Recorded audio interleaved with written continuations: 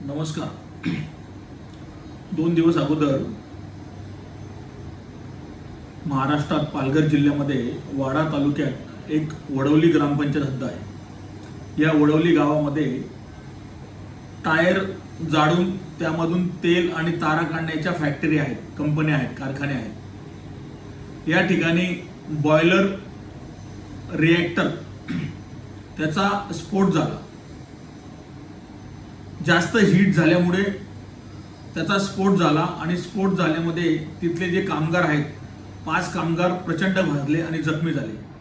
त्यापैकी प्रथम माहिती अशी मिळाली की 3 कामगार जे आहेत ते ऐरोलीला हॉस्पिटलमध्ये आहेत. त्यामधले 2 जे बालक होते ते हॉस्पिटलमध्ये दगावले. अतिशय भयंकर आणि भयानक हा स्फोट झाला. बरं, ह्या स्फोट होण्याच्या घटना काही नवीन नाहीयेत. याला जबाबदार कोण? आम्ही प्रत्यक्ष जाऊन काल त्या ठिकाणी पाहणी केली. आम्ही तिथे 30 मिनिटं थांबलो. अक्षरशः गुदमरल्यासारखं आम्हालाही होत होतं. एकूण त्या भागामध्ये अंदाजे 30 ते 35 कंपन्या असाव्यात. आणि ही जी कंपनी होती, ज्या कंपनीमध्ये स्फोट झाला, ही कंपनी औद्योगिक संचालनालय सेफ्टी या ठिकाणी अनरजिस्टर आहे. म्हणजे थोडक्यात बॉयलर किंवा रिएक्टर ची इन्स्पेक्शन किंवा त्याचा परवाना कुठलाही त्यांनी घेतलेला नाही. इंडस्ट्रियल मध्ये ती कंपनी रजिस्टरच नाही. त्या कंपनीच्या कडे कन्सर्न MPCB, महाराष्ट्र प्रदूषण नियंत्रण board, Maharashtra pollution control board यांच्या कार्यालयाकडून कन्सर्न देण्यात आलेले आहे. मग महाराष्ट्र प्रदूषण मंडळाने यांना कन्सर्न देताना यांच्या इतर कुठल्याही बाबी काटेकोरपणे तपासलेल्या नाहीयेत. त्यांच्या प्रदूषण मंडळाच्या अधिकाऱ्यांशी बोललो, माहिती घेतली. त्यांनी सांगितलं की आम्ही फक्त ग्रामपंचायतचा दाखला ह्या 2च गोष्टी लागतात. त्यामुळे बॉयलरचे परमिशन, रिएक्टरचं परमिशन किंवा फायर ब्रिगेडची NOC आम्हाला लागत नाही, असे यांच्याकडून उडवाउडवीची उत्तर मिळाली. असो, हा तपासाचा भाग आहे. या ठिकाणी स्थानिक किती लोक मेले आहेत, हे कामगार UP बिहार साईडचे असावेत. त्यामुळे अद्यापपर्यंत या ठिकाणी गुन्हा दाखल झालेला नाहीये. स्थानिक पोलीस स्टेशनचे सहाय्यक पोलीस निरीक्षक साबळे साहेबांशी संपर्क साधला. त्यांचं म्हणणं आहे की आम्ही तपास करत आहोत, लवकरच यामध्ये गुन्हा दाखल होईल. अजूनपर्यंत गुन्हा दाखल झालेला नाहीये. सदर कंपनीचे औद्योगिक संचालनालयाचे जॉईंट डायरेक्टर माननीय टोटवाडे साहेब व संबंधित अधिकारी डॉक्टर मोहिते यांच्याशी बोलणं झालं. यांनी सांगितलं की आमच्याकडे ही कंपनी अनरजिस्टर आहे, आम्ही त्यावर कारवाई करणार आहोत. एवढं बोलून यांनी यांची जबाबदारी झटकली. पण जे 2 बालक मेलेत यांची जबाबदारी कोण घेईल? या ठिकाणी अद्यापपर्यंत कुठल्याही राजकीय व्यक्तीने भेट दिली नाही.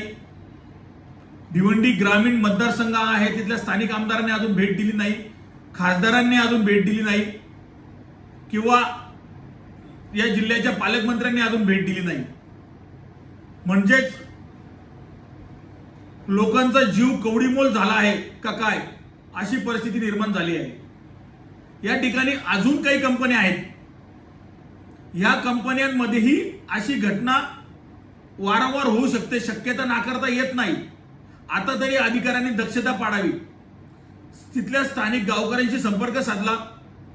स्थानिक गावकरींचं दुःख जाणून घेतलं. स्थानिक गावकरींचं म्हणणं पडलं की साहेब, आम्ही अनेक तक्रारी करून वैतागलोय, पण यांचं दूषित पाणी आमच्या शेतात येतं, त्यामुळे पिकांचं नुकसान होतं आणि कुठेही यांच्याकडे नियमबाह्य काम नाहीये, ETP प्लांट नाहीये, दुर्गंधी सर्व ठिकाणी पसरते आणि हे टायर वितरण्यासाठी प्रचंड हीट लागतं. हे मशीन खूप मोठ्या प्रमाणात गरम होतात. प्रदूषण मंडळाने आता घटना झाली म्हणून तिथे एक व्हॅन लावली टेम्परेचर चेक करण्याची. एक हास्यास्पद गोष्ट अशी आहे, व्हॅन उभी केली, मशीन चालू केली, परंतु ज्या कंपन्या आहेत त्या सर्व कंपन्या त्या मालकांना बंद ठेवायला सांगितले आणि कंपन्या बंद असल्यामुळे त्यांचा चिमणीचा धूर निघतच नाहीये. जर चिमणीचा धूर निघत नाहीये तर ही व्हॅन टेम्परेचर चेक करणार आणि कुठलं टेम्परेचर चेक करणार आहे आणि या व्हॅन मध्ये कुठला रिपोर्ट येणार आहे. म्हणजे हे फक्त नावाला यांनी व्हॅन उभी केली आहे. स्थानिक गावकऱ्यांची म्हणणं पडलं की हे प्रदूषण मंडळाचे अधिकारी माननीय सीमा दलवी मॅडम यांच्याकडे आम्ही वारंवार तक्रारी केल्या. सीमा दलवी मॅडमांची ही जबाबदारी आहे, त्या ठिकाणचं पाणी, दूषित पाणी कुठे जातं, शेतकऱ्यांकडे जातं, काय अडचण आहे. आज त्या कंपन्या बघितल्या तर त्या गावकऱ्यांचं म्हणणं पडलं की प्रदूषण नियंत्रण मंडळाचे अधिकारी दरमहा या ठिकाणून लाखो रुपयाचा हप्ता घेतात, असा आरोप गावकऱ्यांनी केला.